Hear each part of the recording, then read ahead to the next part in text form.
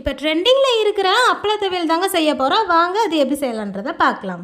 5 piece அப்பளத்தை பொரித்து எடுத்துக்கோங்க. கடாயில் கொஞ்சமாக எண்ணெய் ஊற்றிக்கோங்க. காரத்துக்கு ஏற்ற மாதிரி வரமிளகாய் சேர்த்து அதையுமே நல்லா ரோஸ்ட் பண்ணி எடுத்துக்கோங்க.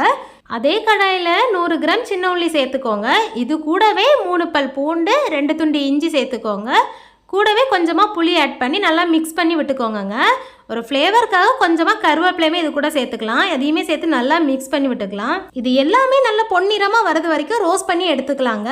இது கூடவே ஒரு பவுல் துருவன தேங்காவை ஆட் பண்ணி அதையுமே நல்ல கலர் சேஞ்ச் ஆகிறது வரைக்கும் ரோஸ்ட் பண்ணி எடுத்துக்கலாம். தேங்காவை ரோஸ்ட் பண்ணாமல் பச்சையாகவுமே சேர்த்துக்கலாங்க.